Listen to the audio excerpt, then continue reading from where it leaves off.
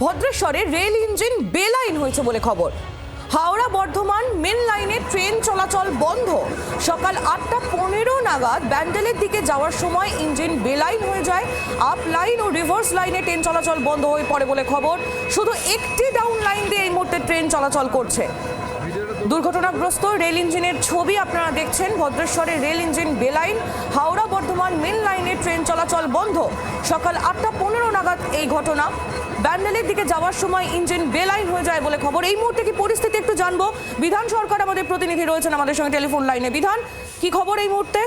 দেখো আইলি, রেলের আধিকারিকরা ঘটনাস্থলে পৌঁছেছেন এবং যে ঘটনা হয়েছে ভদ্রেশ্বর স্টেশন থেকে ব্যান্ডেল দিকে যাওয়ার সময় বেশ কিছুটা ট্রেন ইঞ্জিনটা এগিয়ে ছিল এবং তারপরে হঠাৎ করে সেটি বে লাইন হয়ে যায় এবং আপ লাইন আর রিভার্স লাইনের মাঝে এই ঘটনা ঘটেছে এবং যে কারণে তারপর থেকেই কিন্তু ট্রেন চলাচল বন্ধ রয়েছে আপ লাইনে।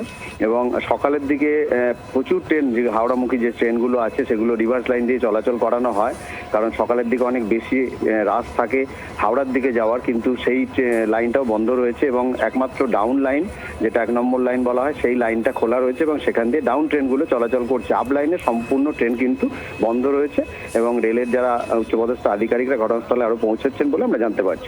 ইঞ্জিন তোলার কাজ কি শুরু হয়েছে বিধান? দেখো, এখনো পর্যন্ত ইঞ্জিন তোলার কাজ শুরু হয়নি, কারণ যেহেতু ওই ইঞ্জিনের বেশ কয়েকটি চাকা লাইন থেকে একেবারে ট্র্যাক থেকে বলা যায় যে নেমে গেছে এবং সেটাকে তুলতে গেলে যে ধরনের ইঞ্জিনিয়ারিং দরকার সেই ইকুইপমেন্টস বা যে সেই ধরনের ব্যবস্থা এখনো পর্যন্ত করে ওঠা যায়নি, যে কারণে এই ইঞ্জিনকে একেবারে লাইনের উপর তুলে সেখান থেকে সরাতে বেশ কিছুটা সময় লাগতে পারে বলে মনে করা হচ্ছে। বিধান, ধন্যবাদ, নজর রাখো। বাংলার আওয়াজ, বাঙালির আবেগ, জি 24 ঘন্টা।